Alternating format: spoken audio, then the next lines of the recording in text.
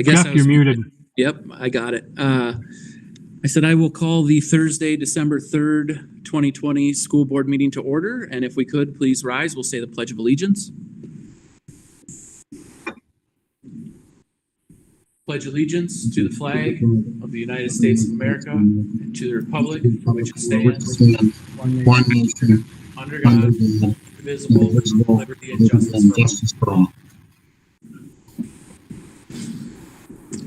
All right, thank you, everyone. Member Clerk, would you please take a roll call? Yes. Member Rayfield. Present. Member Rayfield is present. Member Tyson. Here. Member Tyson is here. Member Peterson. Here. Member Peterson is here. Member Luthner is present. Member Corcoran. Member Corcoran is absent. Member Ketto. Here. Member Ketto is here. Member Olson. Member Olson is absent. All right, thank you, Member Clerk. At this time, I'd entertain a motion to approve tonight's agenda. So moved. Second. We have a motion and a second. Member Clerk, would you please take a roll call? Okay. Member Tyson. Aye. Member Tyson votes aye. Member Peterson. Aye. Member Peterson votes aye. Member Luthner votes aye. Member Corcoran is absent. Member Ketto. Aye. Member Ketto votes aye. Member Olson Aye. is present and also votes aye. And Yes. Member Rayfield. Aye. Member Rayfield is aye. Minutes reflect Member Olson is present. Thank you, Member Clerk. Moving on, scheduled and unscheduled visitors. We had no listening session tonight due to our virtual meeting. But we do have one public comment. This is from Adam Hansen, the Director of Government and Public Affairs. I will remind the board that this is merely an opportunity for the public to give input, but not a back and forth question and answer. Adam Hansen, Associated Builders and Contractors of Minnesota, representing area contractors within the school district. I want to raise the extremely troubling conflict of interest issue surrounding the project labor agreement adopted last month. As many of you know, or maybe don't know, Board President Peterson is a salaried executive with the local carpenters union. There's nothing wrong with that by itself, except that he voted last month to give his employer an exclusive sweetheart monopoly contract for the upcoming sports complex construction project. Imagine if you work for a widget making company and you brought to this school board a contract proposal with a special interest group that requires the district to buy widgets only from your employer. That's what happened last month with Board President Peterson's yes vote. In our view, and according to state law, this not only renders the PLA void, but it carries with it the possibility of criminal charges. Even if you don't think this violated state law, this board's on Code of Ethics in Article 114 says that in the case of conflicts of interest, board members must abstain because of conflict of interest exists.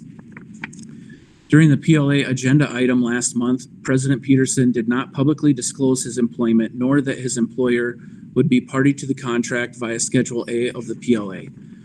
Was this Schedule A and list of different unions like President Peterson's employer made available to the board or to the public ahead of time? What's also very curious is that for someone who arguably knows more about PLAs than the rest of the board combined, he chose to stay silent during the PLA discussion and not publicly disclose his employment status with the union. Ask yourself why. All of these issues should give the board serious pause before you get too far down the road with this project. It's not too late to rescind the PLA and solicit bids from all qualified contractors and still get your project completed on time and on budget. That removes the stain of discrimination present with the current PLA and could also remedy the glaring conflict of interest violation that looms over this board and particularly Board President Peterson. We have no further comments. We will move on to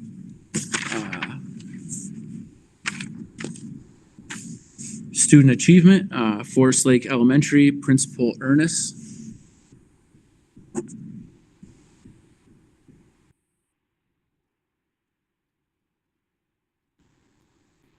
Scott, you're muted. There you go. Good evening, everybody. Thanks for having me on and appreciate the time. We had a great day today, starting our first day of distance learning. It has been a whirlwind, and there has been a lot of work taking place in our building. And the really neat thing about today was it was almost like Forest View still had school in session, because our childcare program at our school kicked off today as well. And it was nice to see how many kids we had, and we had enough staff to support it. So a great start to distance learning, but wanted to say thanks for having me again. And just wanted to touch on a few things. And I know I sent Dr. Massey a video too, because I wanted to kind of join in on what all of our teachers are doing at Forest View, and making a lot of videos as they send things out to families and to kids. And I know Dr. Massey sent an email today to all the principals, but right now we gave out 212 Chromebooks at Forest View, and that is awesome.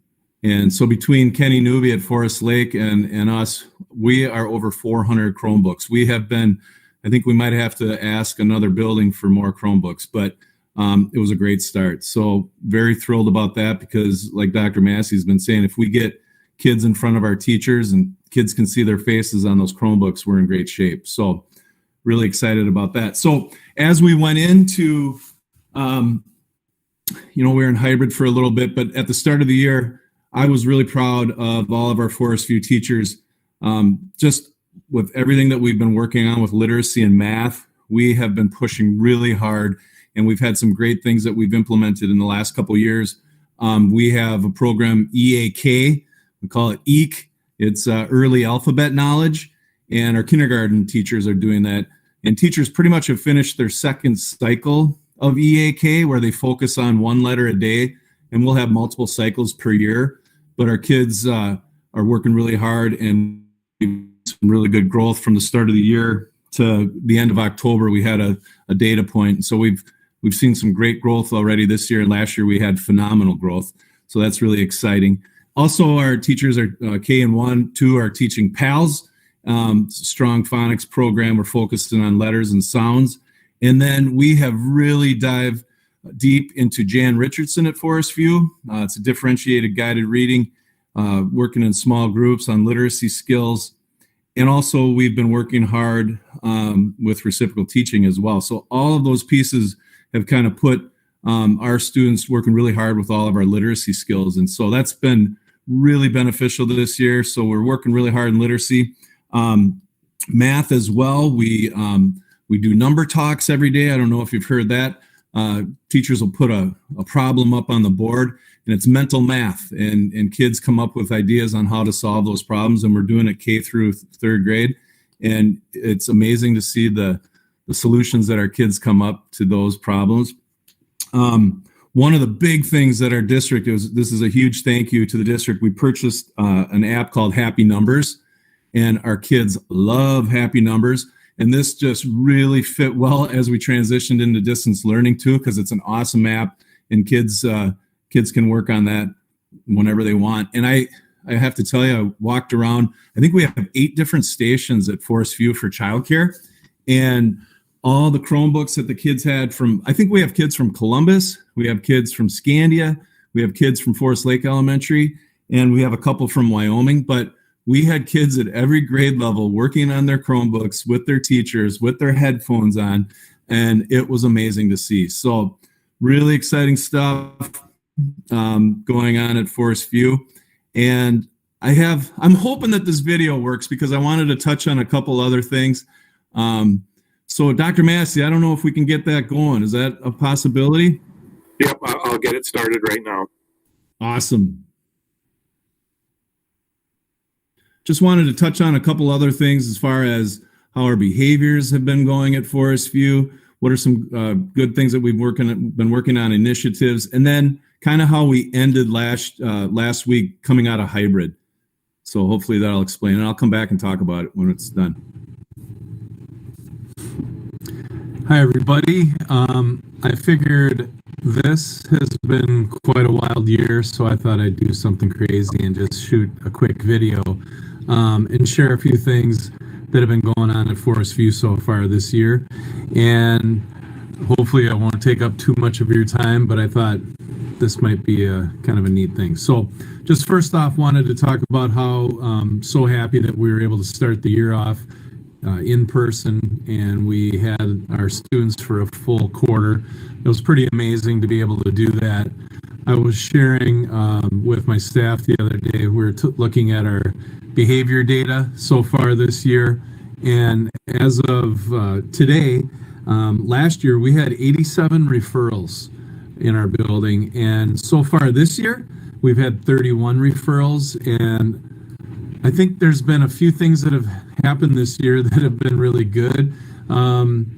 Not that we wanted to do some of these things at the start of the year, but with COVID, we were able to do some different things during our recess time where we've had our kids stay with their classroom groups.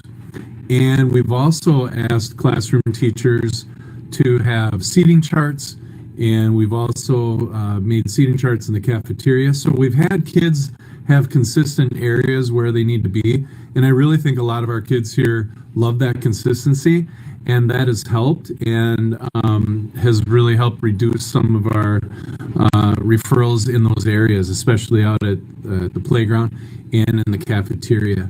And I think there's just been that unity in each of our groups, and those kids have been pretty tight, and that has allowed us to really do some fun things with those groups, keeping them together.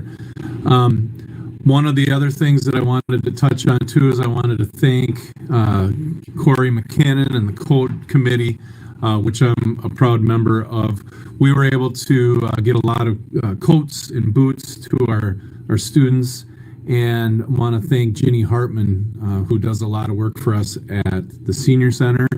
And I'm able to help out in that sense too. I was able to load my truck up a couple times and deliver items here, and also get items to the high school and to JP over at the junior high.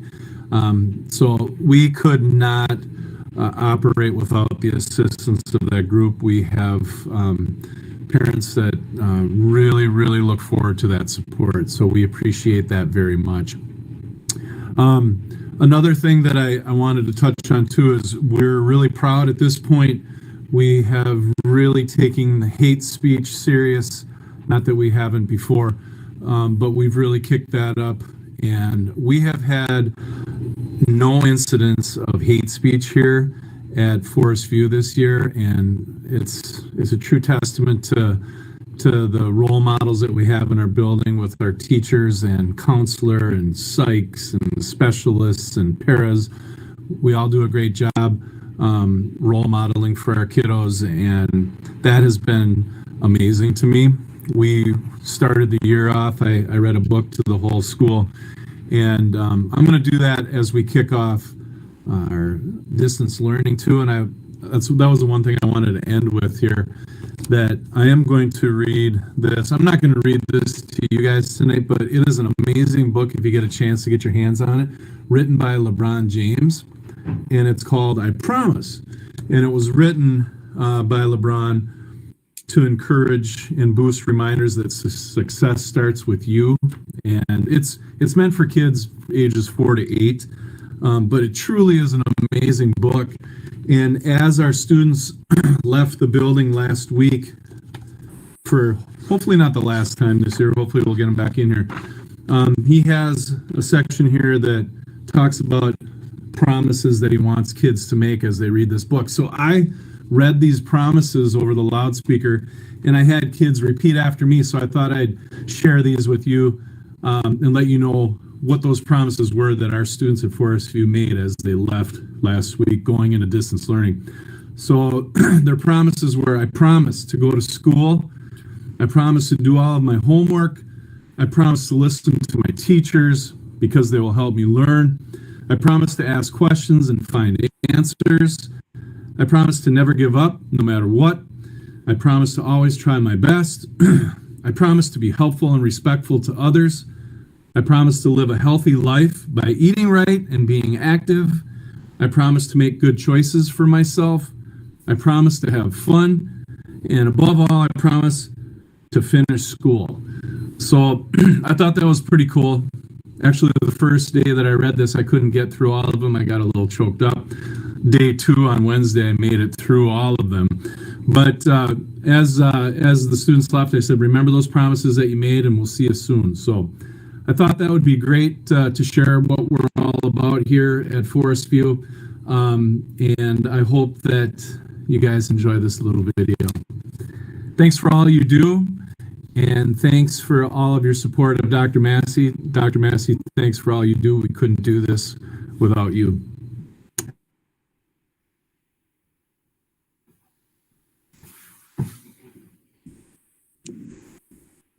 It's a great book. All right. Yeah, that was a great presentation. Member Tyson, I see you have your hand up. Oh, you have to lower it. Well, Scott, that was really touching, all those statements. And I know that the kids can't wait to get back in school, because all of them in my little cul-de-sac are sharing those same thoughts. And I had a question about, I think last year you had 2 teachers present on a certain, I'm not sure what it was called, but how they use a certain thing that initiates the students to be kind of leaders and in charge of lining up for lunch, lining up for gym, transition times. Are they still doing that, and how is that working? That is all the kid whisperer stuff that we have been following. Yeah, and we really try to keep that similar language, and that is where we have those, it's third graders, second graders. They can be those line leaders, and they take over, and they take ownership of everything that's going on.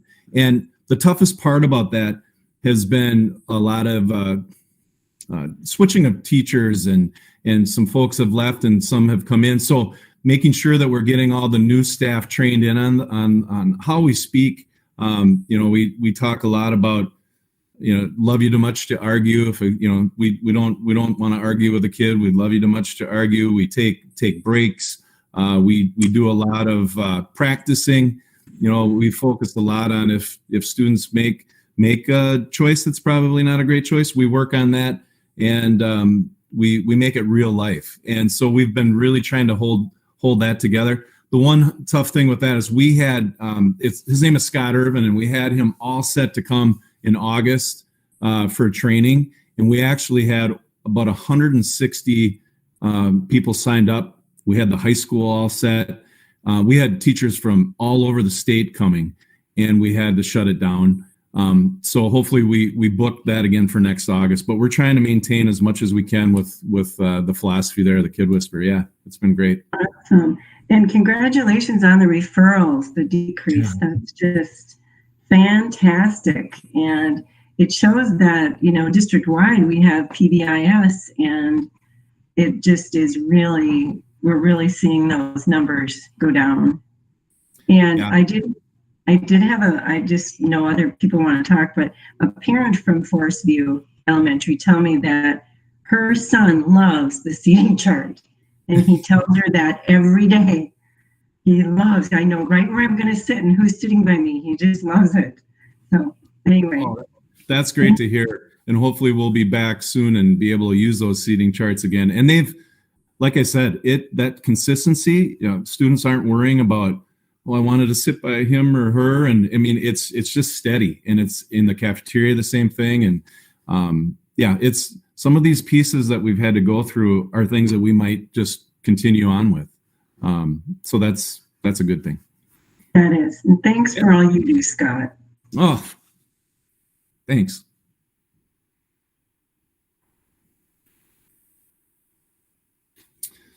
Anybody else have a question? I see Member Olson has her hand up. Yeah, Scott, I was curious, how many kids are in your child care program right now? Oh, I want to say, I don't know the exact amount. Scott, I can take that. We're close to 200 kids across Priority 1, which are both parents or in a single parent home, one parent working in a critical service industry, and priority 2, which would be one parent in the household.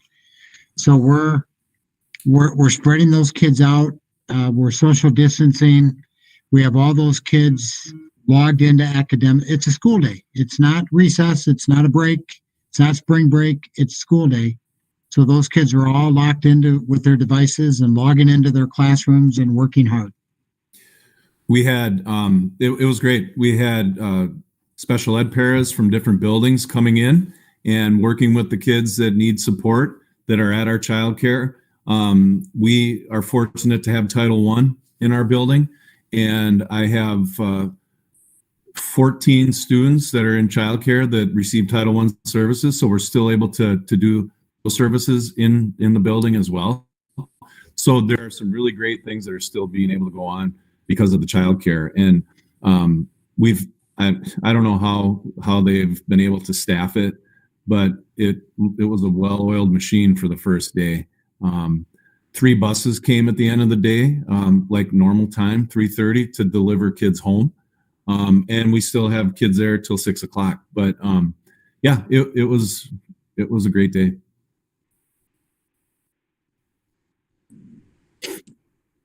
Do we have any further questions or comments? All right, thank you, Principal Ernest. Hey, thanks for having me. I appreciate all of your hard work and everything that you do for us. We couldn't do it without you. So have a great night. I'm going to stick around for a little bit. But thanks for everything.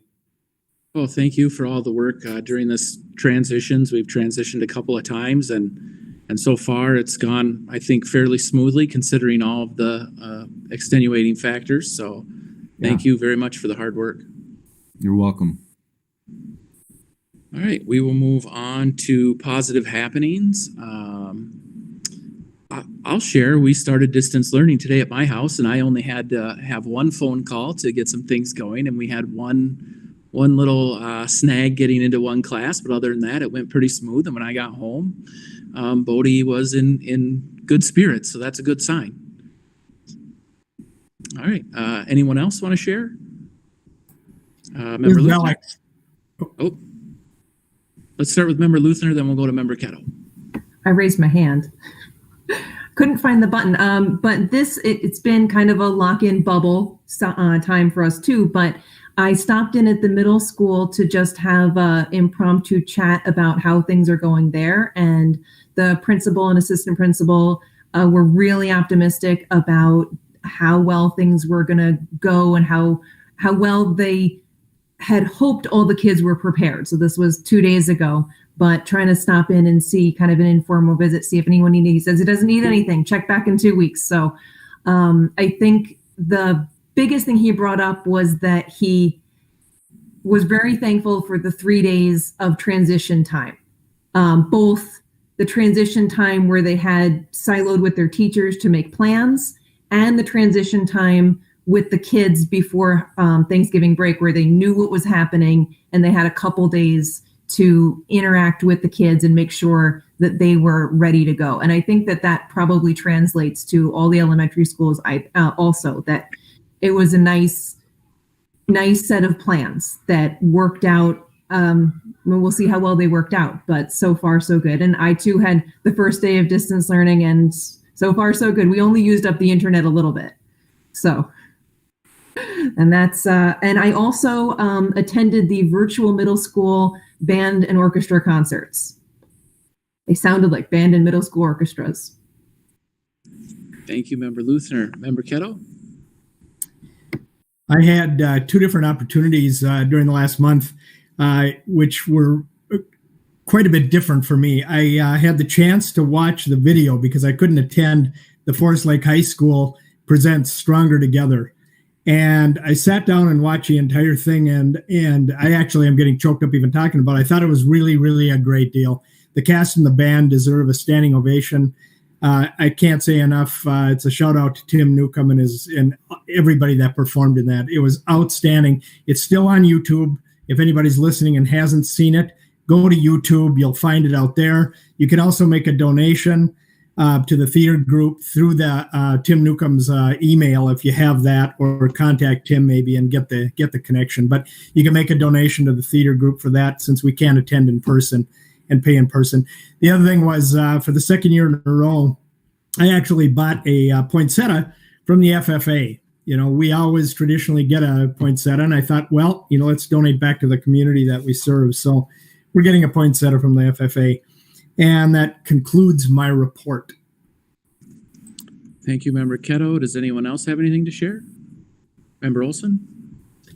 Yes, thanks, Alex. Can you remind us what the name of that theater play is?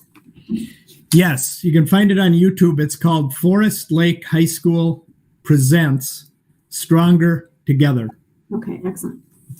So I attended 3 more of the Equity Innovation Labs, and we've concluded that part of it, but there is still a ways to go. We've all come up with ideas of how to implement this, and now we will have another steering committee that is moving forward with actually making it happen. So there's still a lot of opportunities and that you can get involved in if you miss those innovation labs. And I just want to do a shout out to Kathy, Wing T, and Ramon. They are fantastic at what they do. Their leadership and guidance really just kept us moving forward in the right direction. And it was awesome.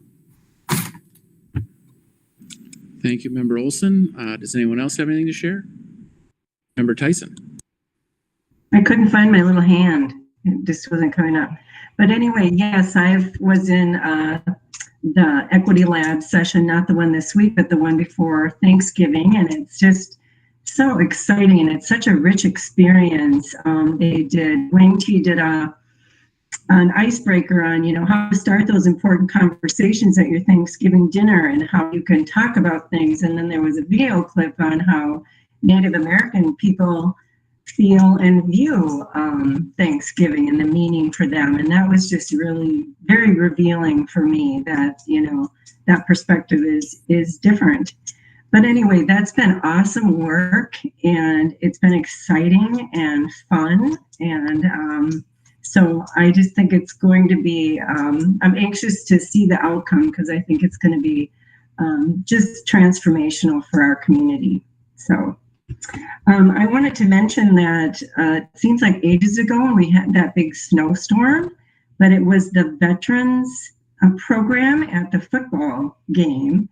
And I headed over there and realized it was quite snowy. And once I got there, I just felt like I wasn't dressed right. But later on, and so I watched for a while, and it was beautiful. You could see the dance team was there and very festive. The color guard was lining up in that snow.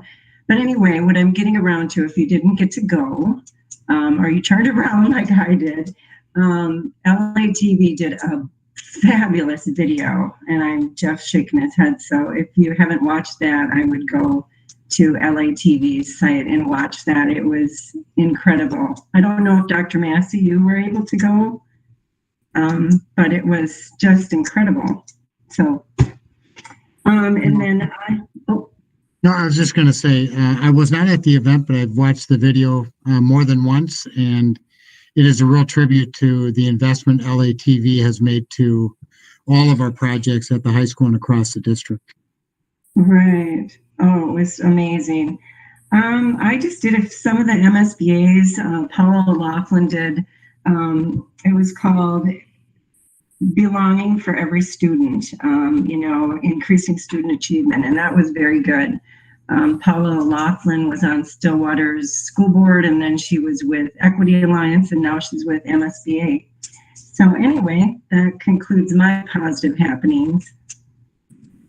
All right, thank you, Member Tyson. Anyone else? Hearing nothing, we will move on to workshops and conferences. I know we heard about a couple of those, but Member Ketto? I had the opportunity for the first time ever to attend the Minnesota School Board Association Coffee and Conversation on Friday, November 20th. There were 32 participants from around the state. We talked about long-term and short-term issues for all school districts, and I won't go into a lot more detail with the exception of a couple things that stood out for me. One was everybody talked about how do we return to better after COVID is over and after we can get back up and running. How do we return to better?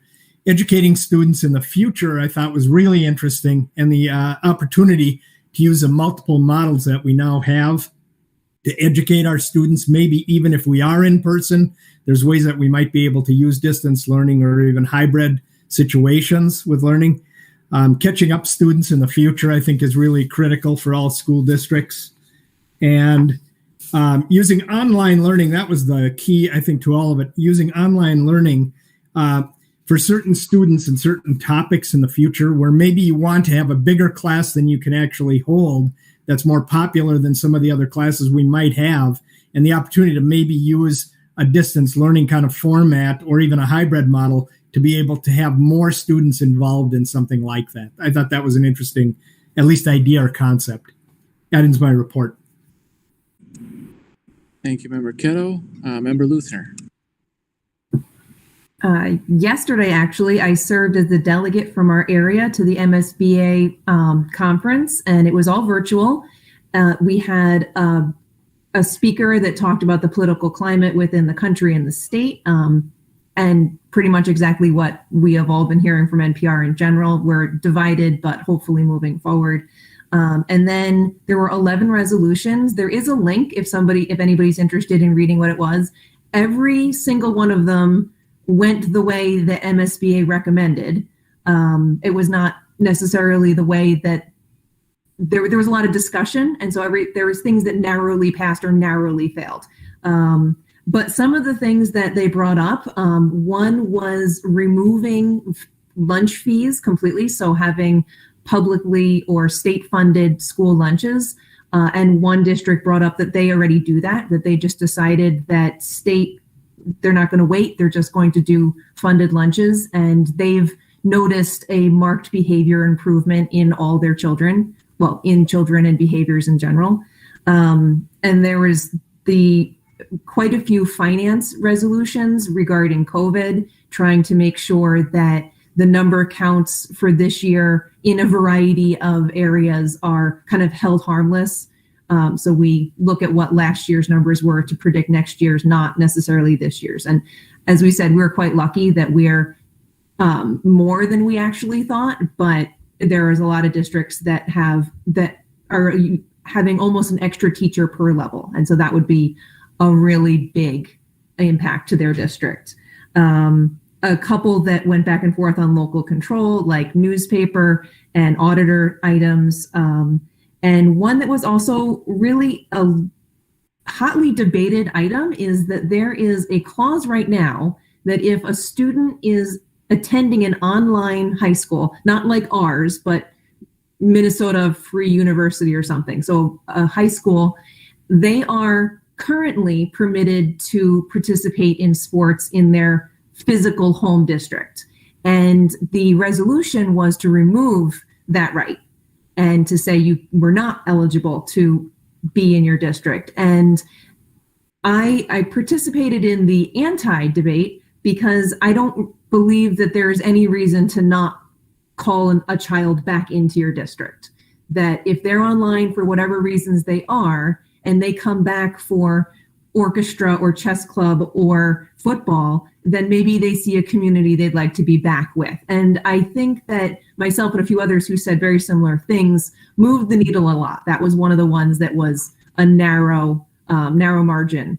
In essence, this is not creating any policy at all. This is just creating the legislative agenda that the MSBA will pursue within the government. So but in general, just as Member Ketto said, it's very interesting to hear what different districts and schools are experiencing from all over the state.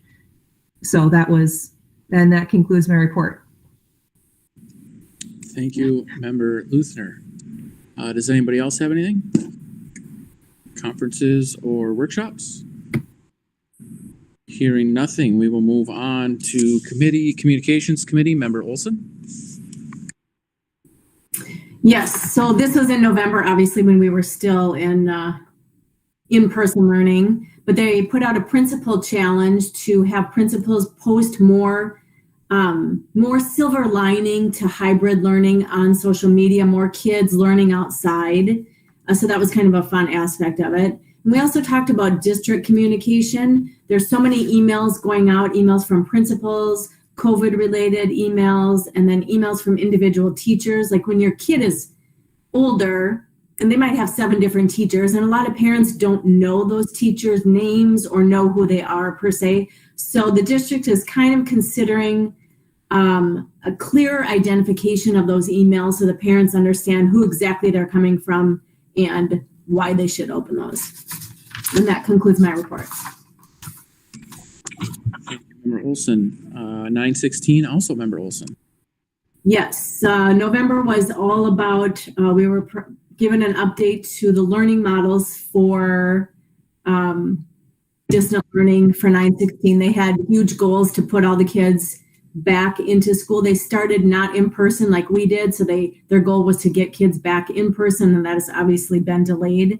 And we're also starting to discuss our strategy for finding a new superintendent, and because our current superintendent will be retiring next year.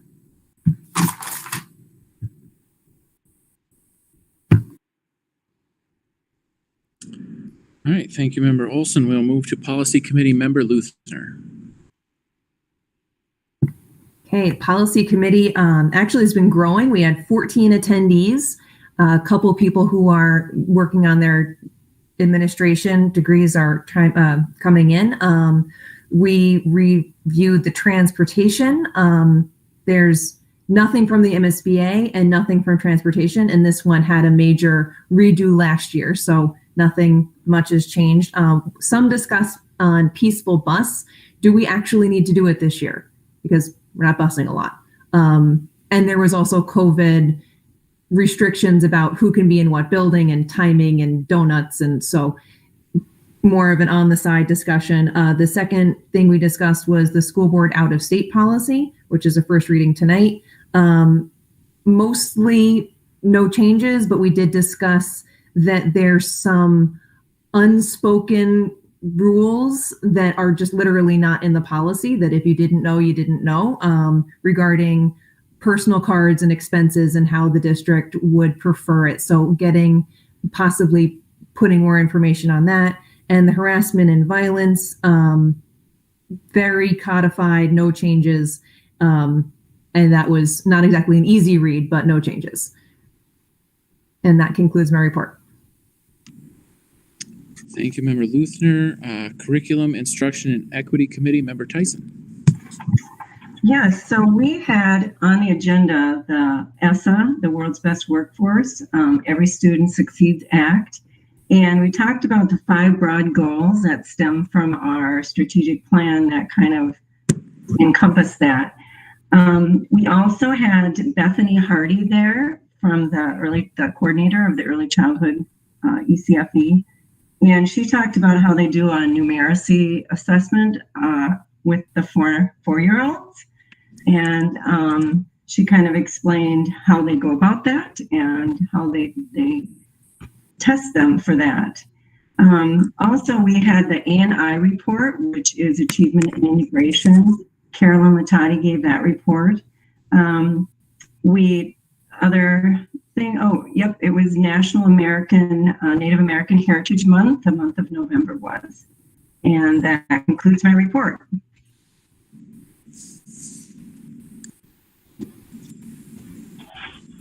Thank you, Member Tyson. We will move on to Staff Welfare, Member Rayfield. Thank you. In Staff Welfare, we discussed the new increases in the county COVID numbers, and the increase at the time we were talking about how they affected the high school, and we all know how that went.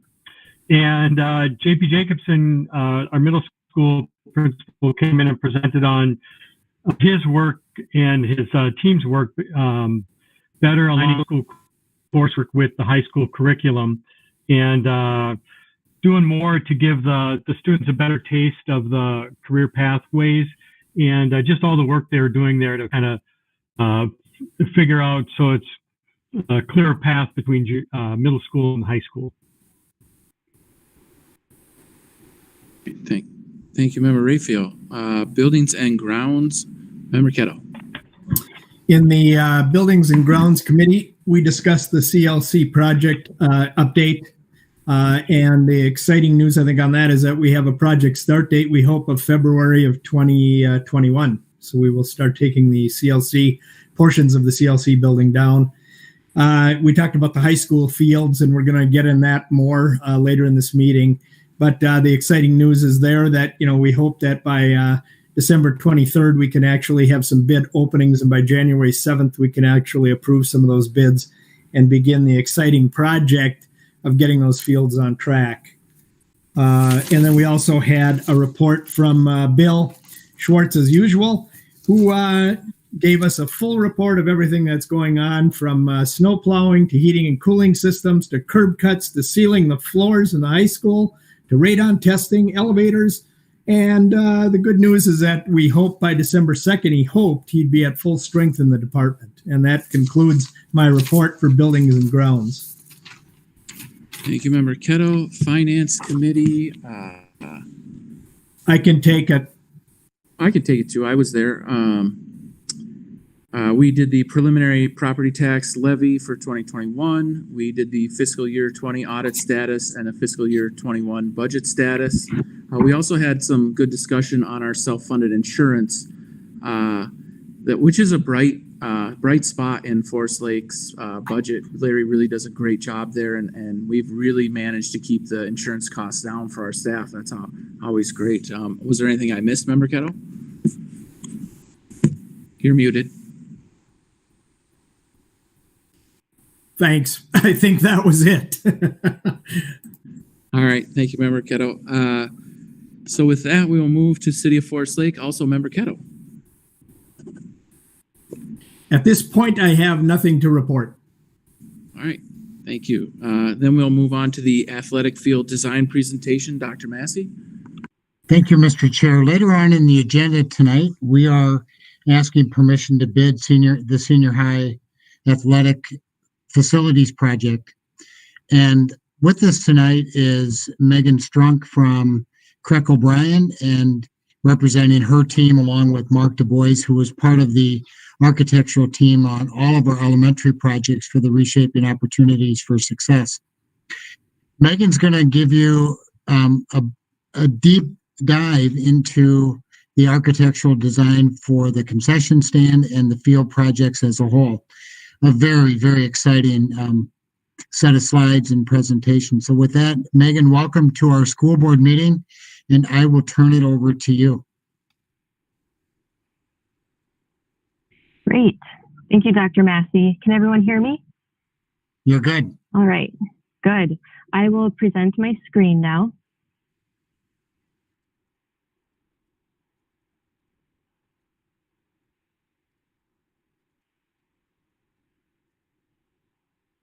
Okay, can everyone see my screen? Good. Okay, so just to orient yourself, north is up, and if you can see here, this is an outline of a portion of the field house. So zoom in here.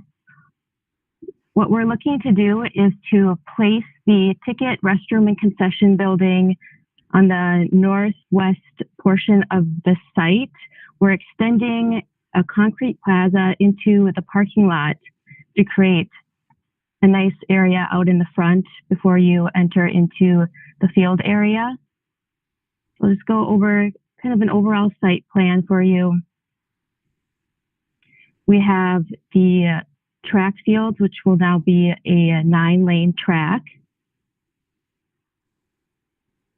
And then south of the site, we have our storage building. So I'll start with the building portion. This is the floor plan of the ticket, restroom, and concession building. We have gates to enter into the field, and we have our permanent plumbing fixtures for both women's and men's restrooms. We have the accessible stalls and ambulatory stalls. And then we also have a single user toilet room for people to use. We have our concessions area.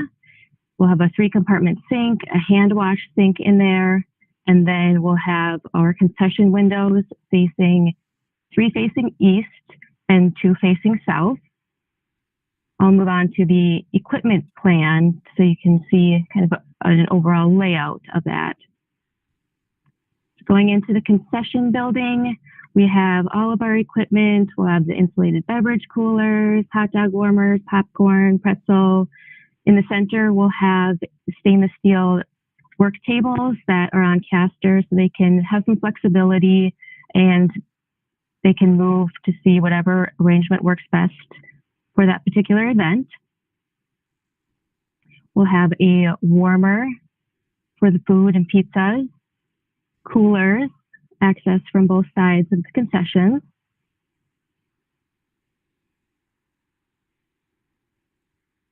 And then moving on to the exterior of the concession building, we wanted to tie the materials in with the field house and other portions of the school. So what we're looking to do is to have a white burnished block for the main field color of the building. And then we'll have a maroon accent band, which is the burnished block as well. And then we'll add the maroon color with the ticket and concession windows. We're working on the signage, but we thought Welcome to Ranger Territory would be a nice idea for the sign, and then the Forest Lake logo, and working with the marketing brand of everything. We'll have the concrete masonry pillars alongside to give a nice grand entrance look, and then post-mounted lights. Note that all be black finish for the lights and the ornamental fence and gates.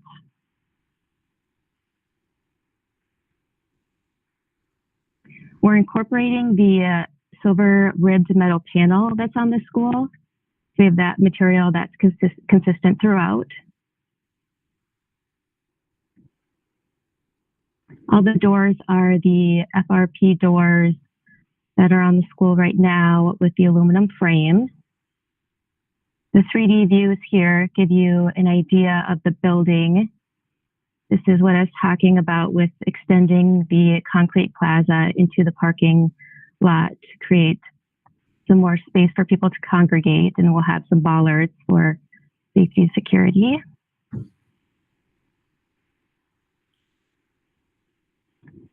On the inside of the building, we'll do some additional accent bands to carry that design element throughout. And as I mentioned, on the south part of the site, we have the existing home team building. What we're looking to do is to add an addition onto that, which will house the visitor team and the officials team. The officials. We have our overhead doors in those and our egress doors.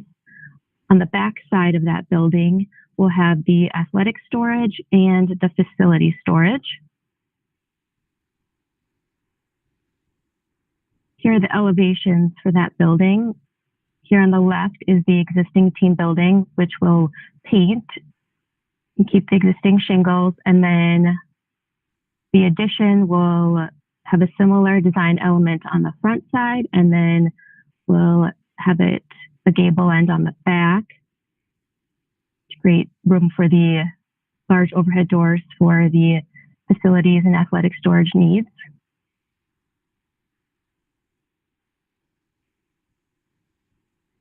Diving a little deeper into the field. And I just want to orient you now. North is to the left of the page. So what I have circled right here is the concession building that we were talking about. So this will be a turf field for football, soccer, and lacrosse. As I mentioned, there will be a rubber track, and the chute is on the west side of the track. South of the site will be the other track events. There will be new bleachers on the home team, and there will be new bleachers on the away team. On top of the bleachers for the home team, there will be a press box. I can show you some photos of that to give you an idea. It's just an image of ones that the district has looked at.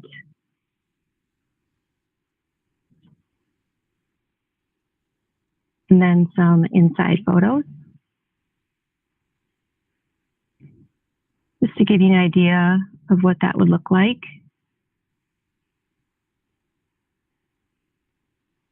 There will be new LED field lights throughout. And then this is the multi-purpose field, as well as the softball field. This will also be turf.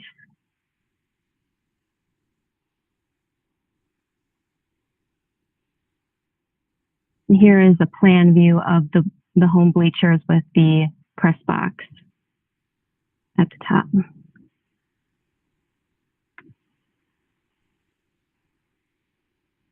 And that's what I have for the slides for the presentation, but I'm here to answer any questions or go over any certain views.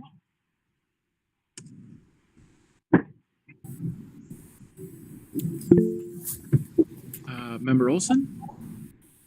I just want to be the first to say, wow, I'm completely blown away. Megan, you did a great job. The visuals were fantastic. Thank you. All right, thank you, Member Olson. Member Tyson?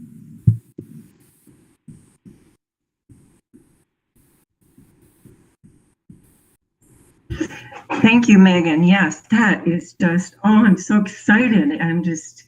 I can't even believe it. It's just amazing to see this coming to fruition. But I have a couple of questions for you quickly.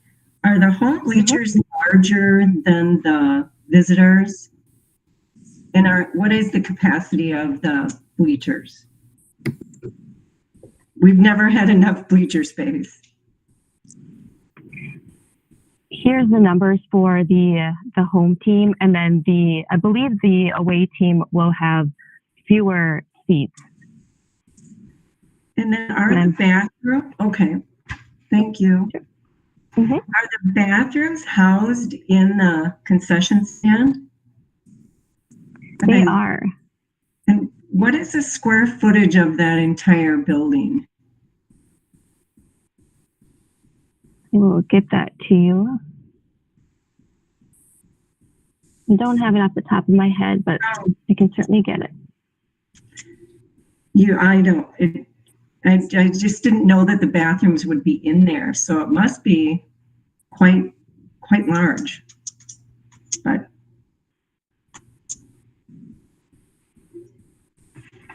it's Member roughly Tyson, I would say 2,400. that building is probably about double of what we have there now. Is it? Okay. And you might ask the question, why are we removing what we have?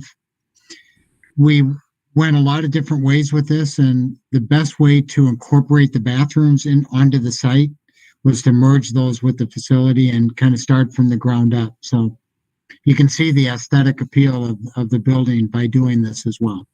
Right, and I think that's excellent, having those bathrooms just right enclosed in that whole building. It looks fabulous. Is there burnished block color on those lighting pillars? Or does it just look like that in the rendering? Yep, we're continuing the accent band on the pillars. So we'll have the white at the base, we'll have the maroon accent band, and then we'll have a stone cap.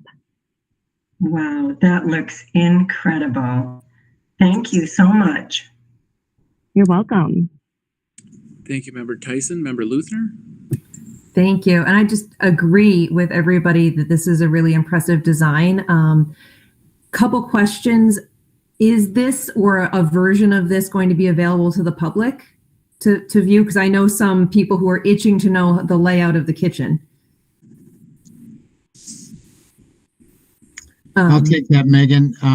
We will be working to get these rendered. These are just kind of hot off the press. Mm-hmm. We will get these on our high school and district website for people to view.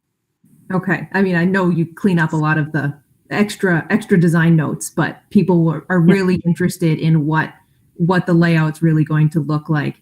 And I'm not positive if you know this, but sourcing wise, are you locally sourcing the materials, like at this block native-ish to Minnesota, or anything local for the people who are looking for the green initiatives? And how energy efficient is the building by design?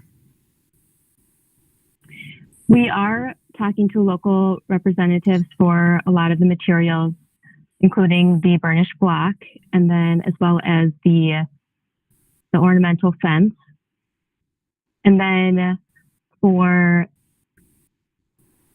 kind of green portions of the building, we are having everything meet a fully heated building, even though it's going to be not used during the winter months.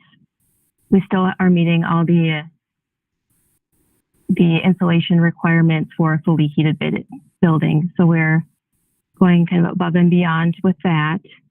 But as far as the mechanical system in the building,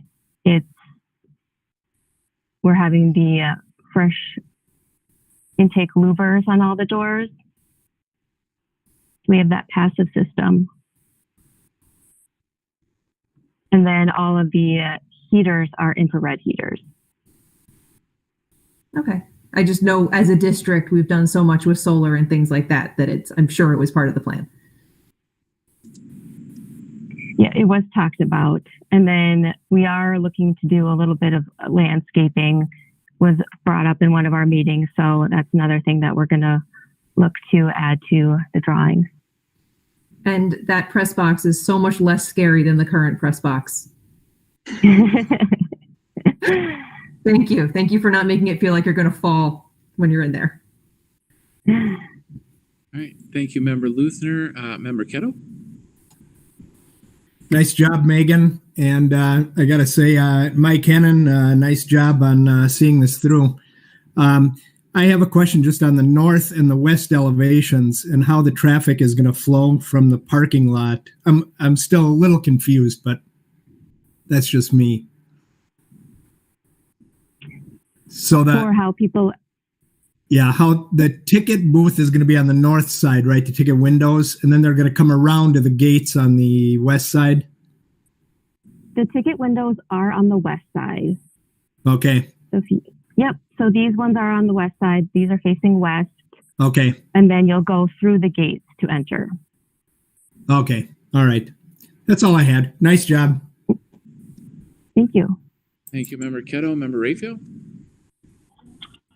Thank you. The one, it looks great. It's just fantastic. The one concern I have is that if you look at the southwest corner of the ticketing concession bathroom building, it really seems very close to where people are coming in. So if you could get the overhead view of the building, if you look at where people are coming in, the fence where people are coming in, it's really close to the side of the building, and the first door of the building seems to be for the people selling tickets.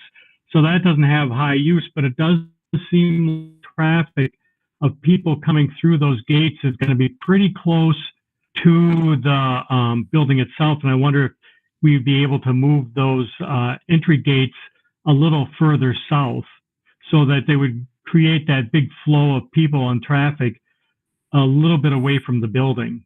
You know what I mean? Yeah, we did look at that. We changed the angle of the gates to see what would be the best option, and then working with the civil engineer, what would work grade-wise, sloping the plaza away from the building. And what we also wanted to do, since this is where the chute extension is, we have a retaining wall right here. And so what we wanted to do was create as much of an area as possible away from that so that people congregate here and they have as much space. So we did look at moving these gates further south, but we thought it'd be best to have as much space between the building and the chute for people, for the restroom lines, concession lines. And that's also why we moved some of the concession windows to the east side so that those lines could extend out. And we are extending this concrete plaza further to the east so that we have more surface area, some more hard surface area for the concession lines. All right. Thank you. Yeah, I appreciate the thought you put into this. It looks great. Looks fantastic. Member Ketto, you still have your hand up? Did you have something else?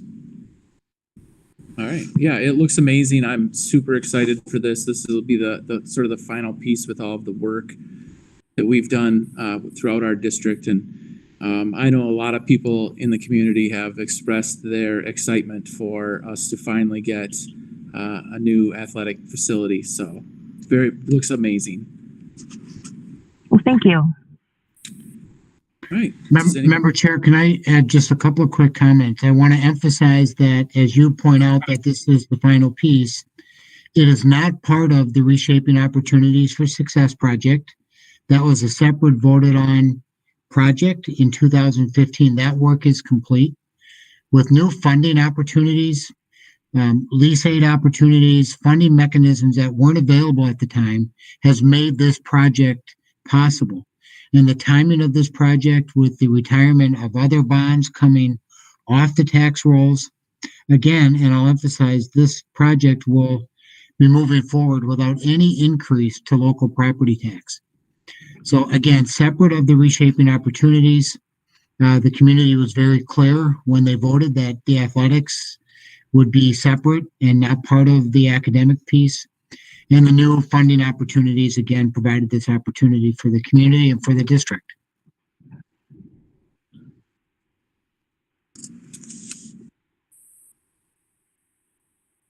Sorry, I was muted there for a second. Thank you, Dr. Massey. Does anybody have anything further? Hearing nothing. Thank you, Megan. I really appreciate the presentation. It looks amazing. With that, we will move on to our activities update with Mike Hennon. Come on, all right. Thanks for giving me the opportunity to come on. I get to follow a sweet presentation by Megan and a lot of hard work by lots of people putting that all together. And there's still a lot of hard work left trying to make decisions of what should go where and how things should go. So it's been a fun process, and I appreciate the admin team allowing me to be part of that and have a voice in that. So I really enjoyed that. So activities wise for the fall, obviously we had the spring sports canceled. Talking about highlights of the fall, I think the biggest highlight is we were allowed to compete again and get our athletic families and activities families back together. To me, that was the biggest highlight, even this summer when we got students back in the building doing some camps and doing some weight room, and that was a big joy for everybody. So to me, that's the biggest highlight. And I think it changed the attitudes of a lot of our students and our parents and our coaches to have fun while you're participating. Your goal is always, your goal might be to win and get to that state championship or get to that section championship. But I think all their purposes came to fruition here this fall. Let's get together, let's play, let's have fun. Let's make some lasting memories, some lasting relationships with each other. So that was really cool. And I think if you went and walked around some of our events and our practices and how excited everybody was just to be together, and especially now that we're paused again, I think they'll have that feeling again when we get back and going through that. So some of the highlights we did have 3 individual section champions, boys and girls cross country individuals. Daniel Van Acker, who's a junior, was the individual boys champion for Section 7AA. Nora Hushhagen, who's just a little 8th grader, was the section champion for the girls cross country. And then we had the diver of the year in Section 7AA with senior Madeline Fagerland. So those 3 were section champions. There was no state tournaments this year for the fall sports, but those 3, got to the pinnacle of their game as they were going. So we got to run everything. Volleyball and football started a little bit later. Football had a winning record this year at 3-2. First winning record, I believe, since about 2000. And maybe you guys probably have been along here long, but it's been a while. So that was real nice and real sweet to see that. A lot of hard work by our coaching staff to get that going. The kids played remarkable. It was a fun season. Volleyball, we scrambled a little bit at the end to get a few more matches in because we knew that the executive order was coming. They got to finish on a win against Stillwater in our court. Always fun to get a win, and always fun to get a win against Stillwater. So that was real fun for them. Sherry Holmes did a great job. She actually tied her banquet right after that. She handed out her awards because we knew the next morning we were on pause. So She took care of all that. So that was really, really cool. But I just kudos to my team, my coaches, and my advisors. Everything's a lot more work for those guys worrying about COVID plans and spacing and having masks on and when to take the masks on, when to put them back on. And then a lot of them are teachers, and they got the extra stress of all the new stuff they're doing there with the online the every other day. So I'm very fortunate to have a great team of people making our community look great, making me look great, making all of us look great. They did a fantastic job. And, some of them, I was calling the COVID police and that different thing. Hey, you're doing a very good job. You're very, very good COVID police. And she reminded me a couple of weeks ago, one of the coaches, you know that no instances at all in our sport, is what she said. And you were calling me the COVID police. So I go, I'm glad you were there and doing that. So that was cool.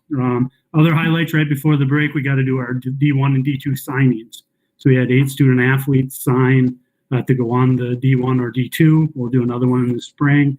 So that was really, really cool. 4 of them were D1. So that was really cool. So we got some individuals that are doing some great things, and people around our, the country. Some of those are going, all the ones in Kentucky, one's out in Connecticut, one's going, I think Colgate's in New York. So they're going all east. So they're going quite a few places, our kids. So that's a reflection of, their families, those athletes, our coaches put work into those.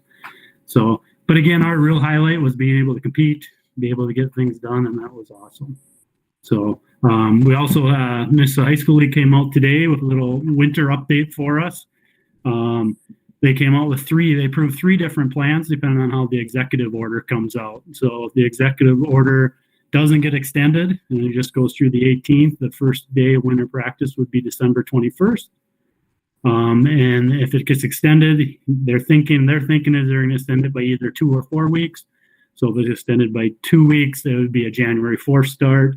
If it goes 4 weeks again, like you did at the first one, then we're looking at a January 18th start date. The winter sports are all going to conclude around the same week, the week before Easter. So the week of, I think it's the 29th of March going into April there. So no matter where we start, we're not going to move that back any farther for winter sports. So if we get too far out, their idea probably would, and I don't even want to say it, but we're not going to say if we get too far out. So the idea is our spring sports would start all about the same time, right about that first week of April or last week of March. There's 2 start dates. So the spring sports lost their season last spring, and the board realizes that. So if they can keep affecting the spring sports to a minimal, that's what their goal is as they're going through. So right now our directive is the governor's orders over on the 18th. So we're hoping that the 21st we're up and running again with some of our practices. So. And with that, I'll open up for you guys. You got any questions? Thank you, Mr. Hennon. Does anybody have any questions? Hearing nothing, seeing nothing. Thank you for all of your work. I know it's been a lot of extra this year. This year's really been extra, I guess, no matter how you look at it. And really a great job. It's nice to see a winning season. It's the first time I remember one in a long time. So it's nice to see a winning football season. That's always great. And I look forward to maybe a little bit of normalcy in the future. That'll be nice. So me too. Thank you again. Thanks. Right. With that, we will move on to the superintendent's report. Dr. Massey.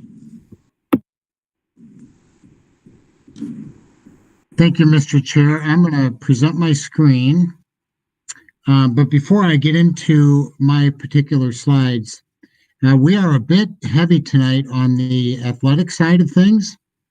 And it's just the way things kind of lined up. But let's not forget that our main enterprise is helping our kids learn and achieve. And I can't tell you how hard, and Scott Ernest, principal at Forest View, shared the work that staff are putting in. And you've heard me say it over and over again, and I've heard you recognize our staff, from our nurses to our bus drivers, our cooks, our paras, our custodians, across the board, the work that our teachers are doing to boost student achievement. Our goal right now in distance learning is to advance learning, not just to hold court, but to advance learning.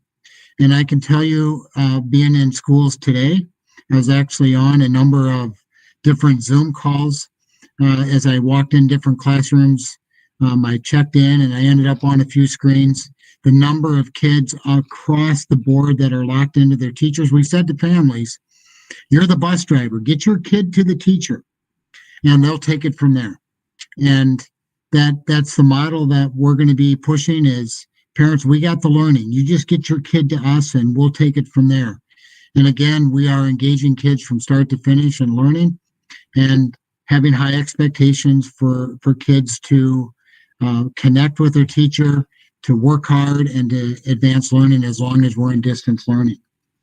A real tribute to our athletic program, Mike Hennon and his team of coaches, Jody Berg in the assistant office, just incredible work. And a big shout out to Scott Ernest and his leadership at Forest View. I won't belabor the point around data because you've seen the data, but I want to keep the data fresh and in front of you. You'll let me know if you can't see my screen. This is a quick peek again at our county data. You can see that with Anoka, Chisago, and Washington County, the brownish bar on the right side of each of those counties is the data that was released today for the previous 2-week period. And the data, I don't know if this is good news or not, but we're leveling off. That is good news. It's still high. So that is the concern, of course. But we saw such a rapid increase. And if anything, we're beginning to level off in Anoka and Chisago with a pretty big jump in Washington County. We're far from out of the woods, as we all know, with the surge in cases, the surge in hospital rates and ICU beds. So we're a long ways from turning the corner on this from everything that I see and hear and receive by way of information. But it's important that we continue to track this data and this information. As much as we're tracking cumulative cases in our county, the test positivity rate is an important piece for us to continue to look at. The dark purple burgundy line here is the test positivity rate. Good news there is that's going down. It was approaching 15, 16, 17, 18% in our different counties, and we're now just over 10%. That's good news. So again, some good indications that maybe we're going to level off and begin to turn the corner, although we haven't seen the Thanksgiving rates yet and the impact of the gatherings that come with the holidays. So we're kind of in this for the time being, and we'll keep watching the data. This is a look at our local zip code data. Again, the numbers continue to go up, but with a slight, adjustment toward perhaps leveling off. And after we level off, hopefully we can see a decrease that would point us toward an opportunity to bring our kids back. As Scott Ernest shared, we send our kids home last week before Thanksgiving at the elementary and middle school level with the hope and the expectation that we will be coming back to school, hopefully soon.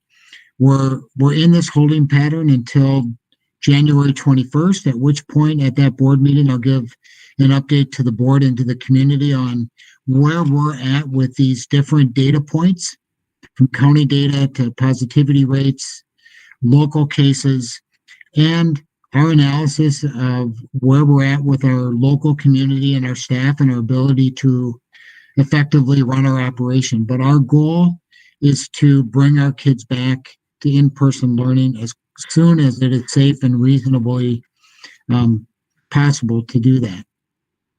A quick look into our distance learning program. Our school day, if you will, is 9:30 to 3 at the elementary level. Across the board, our teachers and kids are coming on board through Google Meets or Zoom at 9:30.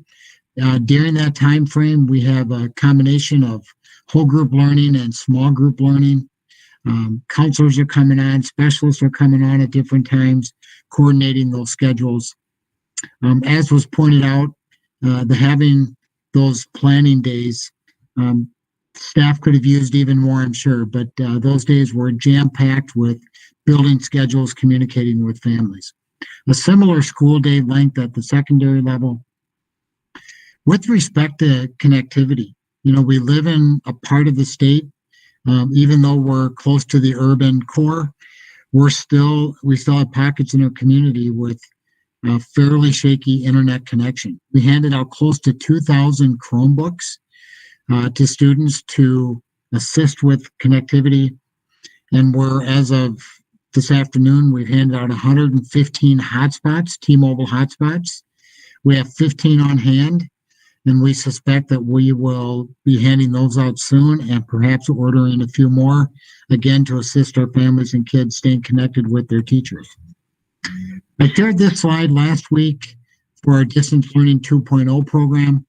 I just want to emphasize here that the goal here is to, as I said before, to advance learning. We're not just simply trying to sustain where we're at or hold court, but we are truly designing our learning program to advance learning in literacy and math, science, social studies, and the other disciplines as well. We're using digital platforms that we brought on board this summer. Our staff have had a great deal of professional development in those and are becoming by day more and more comfortable with Seesaw, Google Classroom, Canvas at the secondary level. So again, most of our kids are learning and are on board virtually. We have a handful of kids and families that are requesting paper copies, but by and large, our kids are on board in a virtual capacity with their classmates and their teachers. I want to share that as much as the district received CARES Act funding, so did the counties. We reached out to our counties when their allocation was made public, and a number of superintendents reached out to counties saying and asking, is there a way in which school districts can share in county resources? Washington County and Chisago County responded with an allocation per student allocation for the students in their respective counties.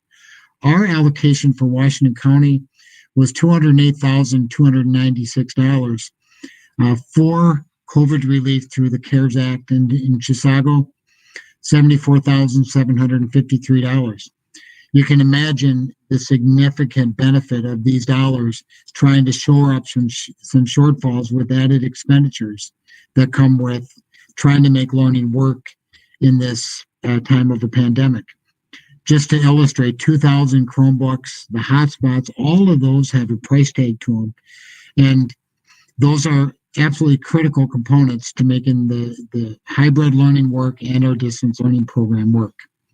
And lastly, as Member Olson shared and pointed out, we had our final Everyone Belongs Innovation Lab session, and now we're moving forward into the action stage of that work. So some really exciting work going on there, and we've had great engagement and participation from the community with the Everyone Belongs project. So very thrilling work, and just thrilled to have that level of participation from the community.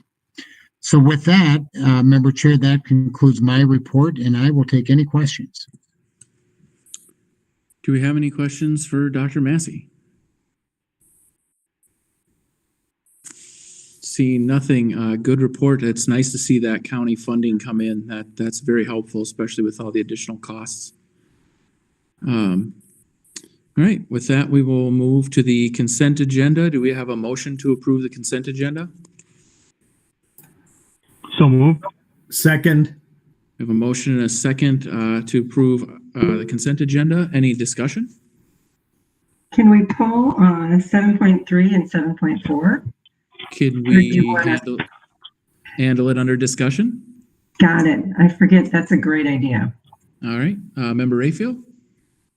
Yeah, thank you, Mr. Chair. I just wanted to mention a couple of people that are retiring. First, I want to talk about Carolyn Carlatati, and just kind of start out with when I was a new board member, the board hired 2 new administrators, and Carolyn was one of them. It was a long time ago, right? And we took a lot of heat for it because hiring an administrator was difficult, and the term administrator was a term that they picked. But I think it was one of the smartest things this district ever did. And scores of kids and families can thank their lucky stars that that action took place, because Carolyn has been such a positive force, and I use the word force deliberately, in our district, quietly working behind the scenes to see that, we call it everybody belongs, but that's been her mission throughout her time here, and supporting families, making kids feel inclusive. And one of the things in our district is that stuff has happened oftentimes before it comes to the forefront, right? And you've seen other districts throughout the years really screw up a lot of the issues of inclusion. And in our district, it feels like a ship that's been steered carefully and cautiously through these kind of turbid waters. So one, I want to congratulate, I just want to give a thank you to Carolyn and for her work in this district. There are so many kids that have been benefited from her work, and a lot of them won't even know it, but I know it, and the board knows it. And so I just want to say thank you. And the other person I wanted to kind of mention is Diane Georgie, our Director of Teaching and Learning. And I mean, when I was board chair, I used to come into the meetings about a half an hour early, and to get some sustenance, I'd always go into her office and get a little bit of chocolate. And she's always there, stack of papers around her, working. And I'd come in, and she always had a smile on her face and doing the duty of making sure that all our kids are learning, and that the teachers are working together, the principals are working together. That's a critical role in this district, right? It's one that a lot of parents don't recognize, because a lot of times you don't see much past the school that you're in. But for our district, the role of teaching and learning is critical. And Diane, I just want to say thank you for the work you've done, because it's been so important in moving our academics ahead, and really focusing the board on those academics. And I don't think anybody, no offense, Steve, but I don't think anybody works harder than Diane in this district. And boy, I'm really going to miss her. I think we're all going to miss her. And congratulations, and take a breather. So I just wanted to mention those 2 people, because they've meant so much to me as a board member, and and so much to this district and the kids of this district. Thank you, Member Rayfield. We'll go to Member Tyson and then Member Kettle. Well, Rob, I want to echo everything you said, but way back when I was an employee, Carolyn started the diversity committee, and I joined it along with a lot of other community members. And she brought so much warmth and awareness, and it was just, out of that came Festival of Cultures. And, you're so correct, Member Rayfield, that she was like the Lone Ranger already doing this hard work for our district, and way ahead of other districts. And her thinking and her, I worked in the same building as her, and I would just get so much inspiration from her, talking with her, and just so much growth. And we certainly appreciate all that she's done. Way back when we were the pilot program for Oveus, my daughters had the Create a Ripple t-shirts. I mean, a lot of good that's come out of our equity work all originated with Carolyn and her hard work and unrelenting, just sticking with it and bringing so much to our district. I mean, she's just a phenomenal person, and she will be missed.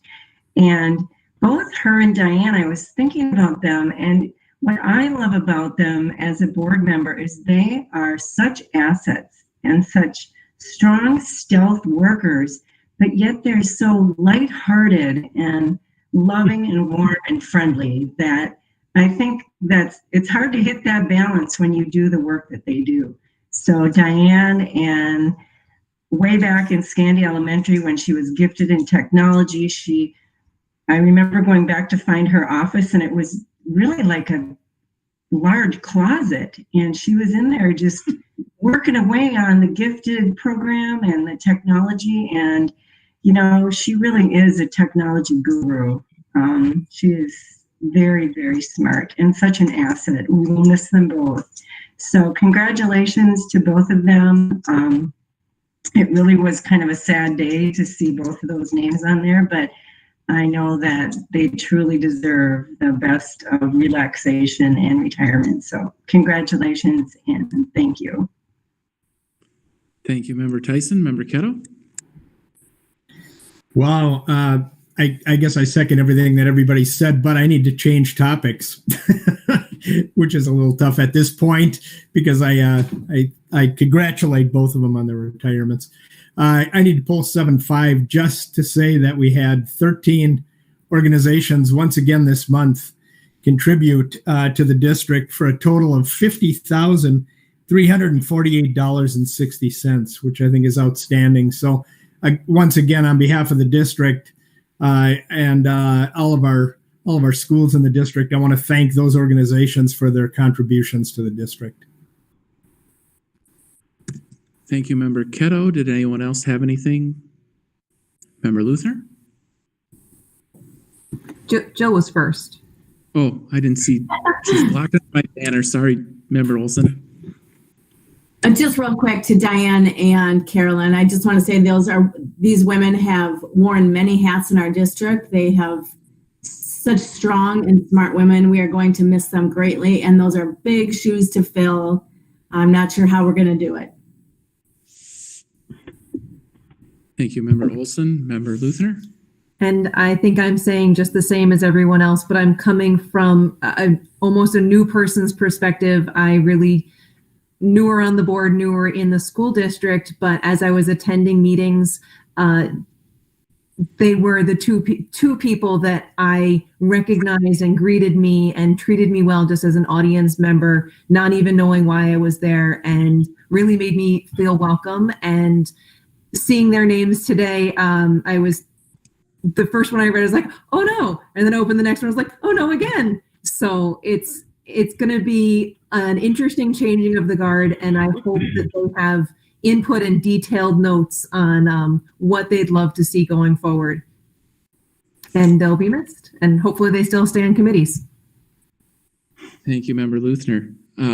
Before we move to a vote, I would echo everything the board has said, and also thank them both. I remember my first day as a board member and coming in and sort of getting bombarded with this entire, all these committees, all of these things that we do as a district, and it was very eye-opening. They were both very amazing at explaining exactly what their role was and what their committees do, and especially both of them as we moved through budget cut after budget cut after budget cut, and continue to do amazing work with less and less and less and more put on their plate every year. We continue to be innovative at a time when I think a lot of people would have thrown in the towel. Both of those ladies continue to perform at an amazingly high level. I just couldn't say enough about the work they've done. So with that, I guess, does anybody else have any other comments, questions? Hearing nothing, Member Clerk, would you please take a roll call? Yep. Member Corcoran is absent. Member Ketto? Aye. Member Ketto votes aye. Member Olson? Aye. Member Olson votes aye. Member Rayfield? Aye. Member Rayfield votes aye. Member Tyson? Aye. Member Tyson votes aye. Member Peterson? Aye. Member Peterson votes aye. And Member Luther votes aye. And with that, the motion passes, and I know that Diane Georgie is on our meeting. If she would like to speak, she's welcome to at this time.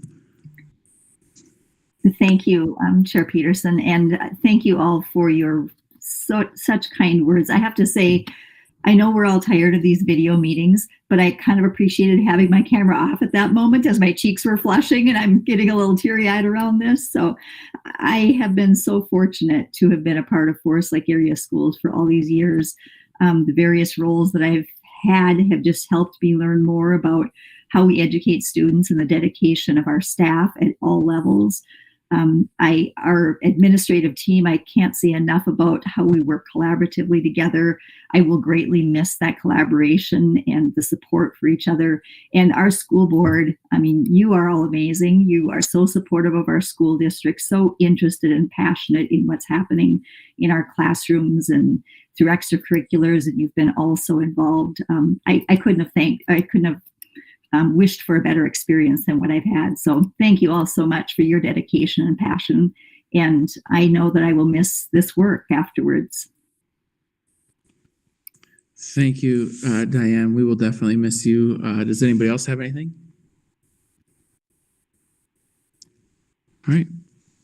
Thank you very much. We will move on to action items. 8.1, request permission to bid Senior High Athletic Facilities Project 2021. Director Martini. Good evening again, and thank you.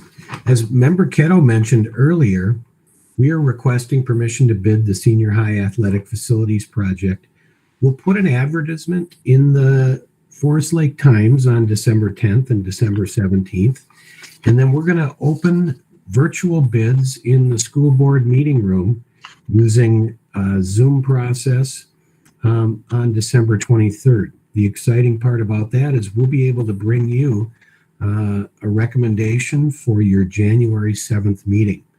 So we ask that you provide us permission to go ahead and bid the facilities project.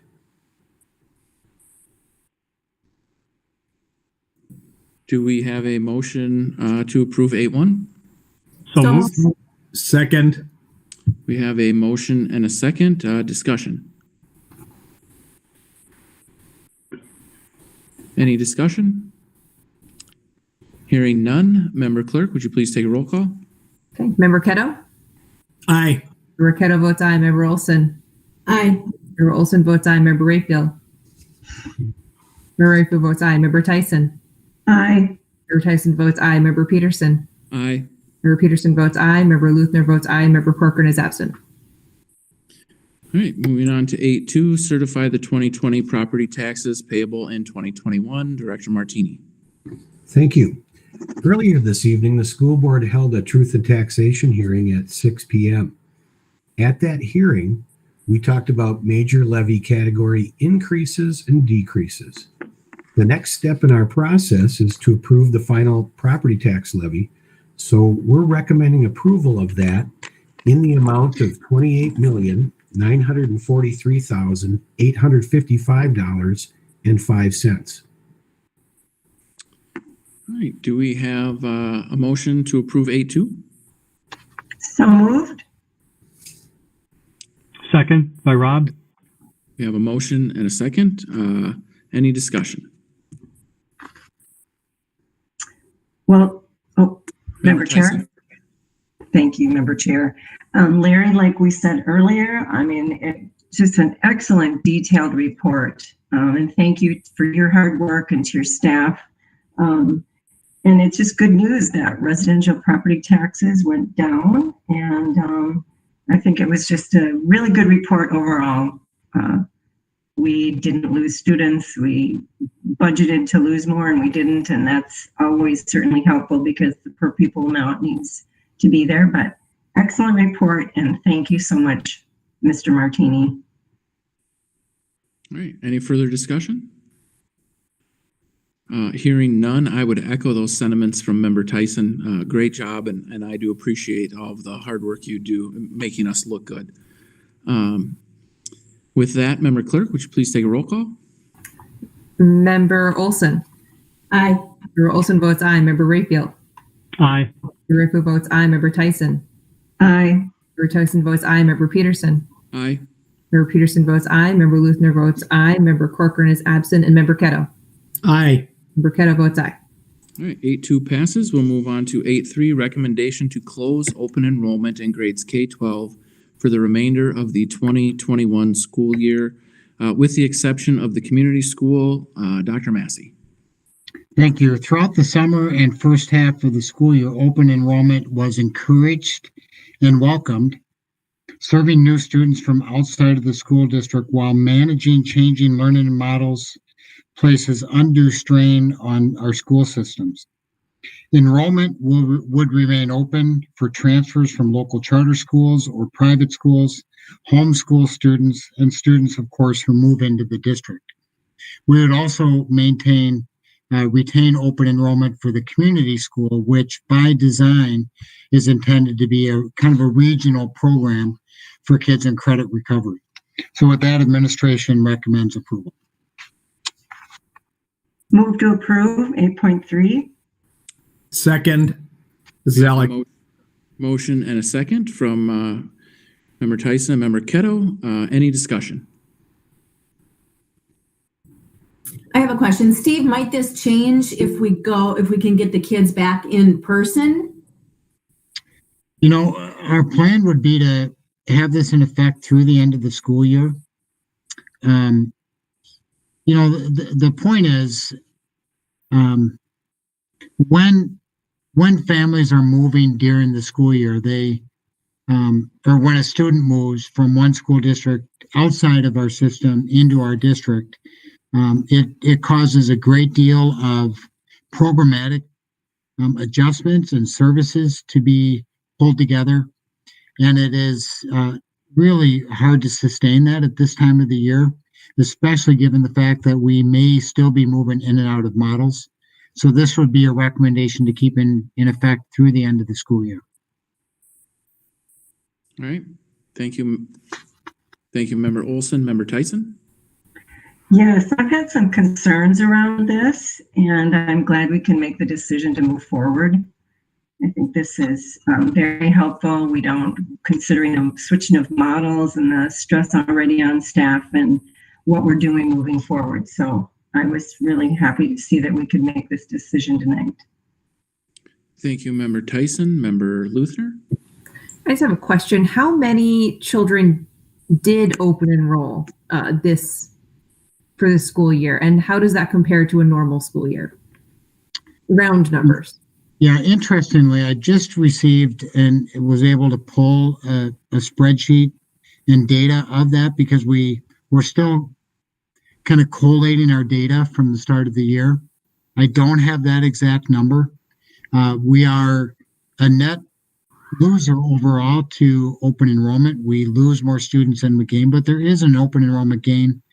99% of our open enrollment comes in prior to the start of the year.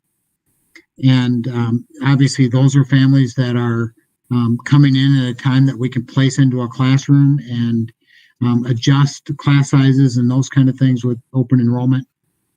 So it's not many, but it's enough that it sometimes throws off class size balances and of course the services that might be required for meeting the needs of students who come in. Thank you, Member Luthner. Any other discussion?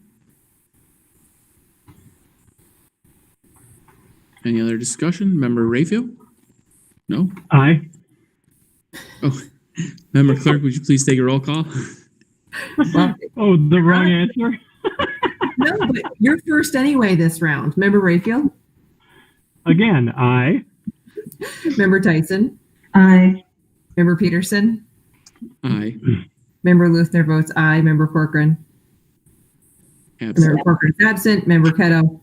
Aye. Member Ketto votes aye. Member Olson? Aye. All right, motion passes.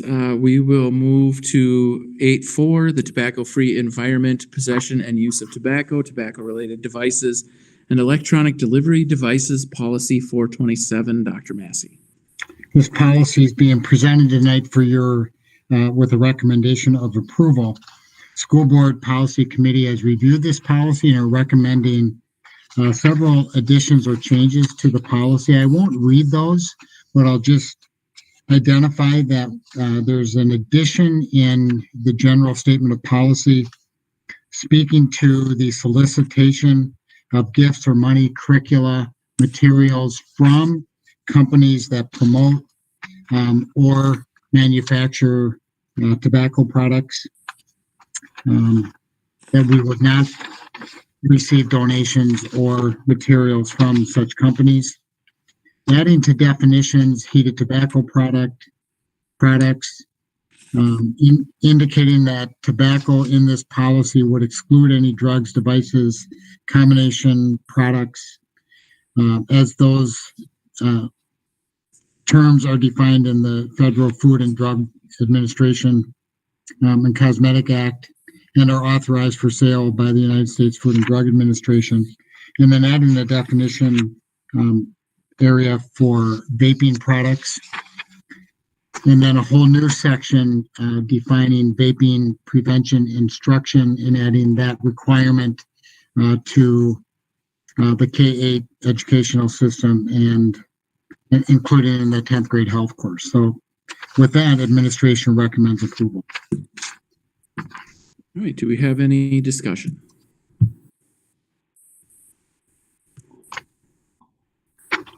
Do we have a motion? Oh, sorry. Thank you, Member Rayfield. Move to approve. Second. We have a motion and a second. Discussion? Member Rayfield? Yeah, I just want to, I just want to just kind of remind people that the industries that try to get kids addicted to nicotine and make profit from it never sleep. And they're always trying to figure out ways to get kids addicted to nicotine. And they don't stop at kids, young adults and adults. And I really appreciate a strong policy. And I want to remind us that we have to keep always diligent because, you know, people like me who were once addicted to nicotine and had to quit know how hard it is and how destructive it is. And so I appreciate a strong policy on this and just remind people that we got to stick to this because we don't want this crap in our schools and we don't want our kids addicted to it. And so I appreciate it. Thank you, Member Rayfield. Member Tyson? I just wanted to add that the policy committee did an excellent job with this particular policy. There were a lot of robust discussion. Some of it centered around what Rob was saying, but I think just addressing, sending a real strong message in the policy around vaping, and it's just a really strong policy, as Member Rayfield commented, and the policy committee did an excellent job. Thank you, Member Tyson. Any other discussion? I'd also like to say I appreciate the strong policy and moving forward as technology advances in methods with which to get children addicted to these products. I, like Member Rayfield, once utilized nicotine, and that is a brutal drug to kick. So, but for the last 17 years, I have not chewed tobacco, and so something that I did start very young. A strong policy is very much needed. So with that, if there's no further discussion, Member Luthner, would you please take a roll call? Yes. Member Tyson? Aye. Member Tyson votes aye. Member Peterson? Aye. Member Peterson votes aye. Member Luthner votes aye. Member Corcoran is absent. Member Ketto? Aye. Member Ketto votes aye. Member Olson? Aye. Member Olson votes aye. Member Rayfield? Aye. Member Rayfield votes aye. All right, moving on to 8.5, Title IX Sex Non-Discrimination Policy, Grievance Procedure and Process Policy 510. Dr. Massey. Thank you, Member Chair. The Policy Committee has reviewed Policy 510 and is recommending replacement of that policy with now replaces policy 421, replacing it with 510 with the Title IX Sex Non-Discrimination Policy. So in a sense, new language throughout the policy, but also capturing language from the previous policy coalescing this into a policy regarding Title IX sex non-discrimination. And with that, administration recommends approval. All right, do we have a motion on 8.5? So moved. Second by Alex. We have a motion and a second. Discussion? Member Rayfield? No? All right. I would like to say that I do appreciate a strong policy here as well. In our society, for far too long, there was discrimination against sex, and it still goes on today in modern society. Women are, on average, paid less than men for the same work out in the workplace. That's gone on for far too long, and this is a good place to start in our schools, ensuring that we are not discriminating based on gender. So with that, is there any further discussion? Hearing none. Oh, Member Tyson? Thank you, Member Chair. I just so agree with you, Member Chair, and I also just want to thank the committee and Donna's excellent work leading that work, combining this. She's done so much work in our policy area, getting things pared down, getting the important critical information in them, and kudos to our director. Thank you, Member Tyson. Any other discussion? Hearing none. Member Luthner, would you please take a roll call? Okay, Member Peterson. Aye. Member Peterson votes aye. Member Luthner votes aye. Member Corcoran is absent. Member Ketto. Aye. Member Ketto votes aye. Member Olson. Aye. Member Olson votes aye. Member Rayfield. Aye. Member Rayfield votes aye. Member Tyson. Aye. Member Tyson votes aye. All right, 8.5 passes. We'll move on to 8.6, Student Medication Policy 528. School Board Policy Committee is recommending a few changes and upgrades and improvements to this policy, specifically item J in the policy in the first section and part of the policy regarding requirements, specifying and spelling out requirements for the storing and retention of medication, requiring parents to provide notification of a medication, a student medication that's dispensed during the school day, whether or not that medication is a controlled substance or not a controlled substance, as both of those have different storage requirements and administration requirements, and trying to make crystal clear to our health office system what a particular medication classification may be. And then under specific expectation part of the policy, there's a added language here around parents submitting written notification and verification from the prescribing professional, which documents that an assessment of the student's knowledge and skills to safely process and use an asthma inhaler in a school setting, and that assessment has been completed. New regulations allow a student to dispense an inhaler, but we want to make sure that the student is properly trained to do so, and documentation from a medical professional as such. And then finally in the policy, an added component regarding requirements for the end of the year dispensing or removal or destruction of medication that's left by a student at the end of the year, whether it's a controlled substance or an uncontrolled substance, and being explicit in the policy of how those medications are handled by health office officials,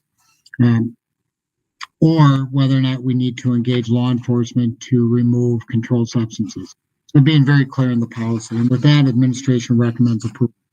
All right, do we have a motion on 8.6? Move to approve. Second by Rob. All right, we have a motion and a second. Any discussion? Hearing none. Any discussion? Member Clerk, would you please take a roll call? Okay, Member Luthner votes aye. Member Corcoran is absent. Member Ketto. Aye. Member Ketto votes aye. Member Olson. Aye. Member Olson votes aye. Member Rayfield. Aye. Member Rayfield votes aye. Member Tyson. Aye. Member Tyson votes aye. Member Peterson. Aye. Member Peterson votes aye. Moving on to 8.7, Technology Acceptable Use and Safety Policy 540, Dr. Massey. School Board Policy Committee has completed its periodic review of this policy, and at this time are recommending no changes to the policy. So administration recommends approval without changes. All right, do we have a motion on 8.7? So moved. Second. A motion and a second. Discussion? Hearing no discussion, Member Clerk, would you please take a roll call? Okay. Member Ketto. Aye. Member Ketto votes aye. Member Olson. Aye. Member Olson votes aye. Member Rayfield. Aye. Member Rayfield votes aye. Member Tyson. Aye. Member Tyson votes aye. Member Peterson. Aye. Member Peterson votes aye. Member Luthner votes aye. Member Corcoran is absent. All right, motion passes. We'll move to 8.8, resolution establishing combined polling places for multiple precincts and designating hours during which the polling places will remain open for voting for school district elections not held on the day of a statewide election. Dr. Massey. An election law from the 2017 legislative session requires school districts to approve a resolution annually for combined polling places. The resolution must be approved by December 31st of each year. After consulting with election officials from Washington, Chisago, and Anoka County, we are recommending the precincts as listed in your attachment. And with that, administration recommends approval for these polling locations in the event that there is a school district election outside of a statewide or national election. Thank you, Dr. Massey. Do we have a motion on 8.8? So moved. Moved. All right, we Second. have a motion and a second. Any discussion? Hearing none. Member Clerk, would you please take a roll call? Okay, Member Olson. Aye. Member Olson votes aye. Member Rayfield. Aye. Member Rayfield votes aye. Member Tyson. Aye. Member Tyson votes aye. Member Peterson. Aye. Member Peterson votes aye. Member Luthner votes aye. Member Corcoran is absent. Member Ketto. Aye. Member Ketto votes aye. All right, thank you. Motion passes. We'll move on to 9, new business. 9.1, first reading, out-of-state travel by school board members, policy 103B. Dr. Massey. This first reading will not require any action tonight, so it's submitted for just review at this time, and we'll take action next month. Policy Committee has reviewed this policy as well. Member Luthner referenced this in her comments earlier. The recommended changes you'll find on page 2 of the policy, where there is added language that stating that it's preferable that elected school board officials will use direct district payment methods whenever possible when traveling as part of their function as a school board member. All right, thank you, Dr. Massey. We will move on to 9.2, the first reading, harassment and violence policy 425. Again, the policy committee has spent time working through this policy, and the only changes to this policy are related to cross references as recommended by MSBA. Thank you, Dr. Massey. We will move on to 9.3, the first reading, student transportation safety policy 531. And the purpose of this policy is to provide safe transportation for students and to educate students on safety issues and the responsibilities of school bus ridership. Policy Committee here again has spent time with this policy, and they're recommending no changes at this time. All right. Thank you, Dr. Massey. Seeing nothing under discussion tonight, please review the upcoming calendar dates. And with that, I would entertain a motion to adjourn. So moved. Second. All right. We have a motion and a second. Member Clerk, would you please take a roll call? Member Tyson. Aye. Member Tyson votes aye. Member Peterson. Aye. Member Peterson votes aye. Member Lusner votes aye. Member Corcoran is absent. Member Ketto. Aye. Member Ketto votes aye. Member Olson. Aye. Member Olson votes aye. Member Rayfield. Aye. Member Rayfield votes aye. All right, motion passes. Meeting is adjourned. Thank you, everyone. Have a good night. Thank you, Chair Peterson. Nicely done.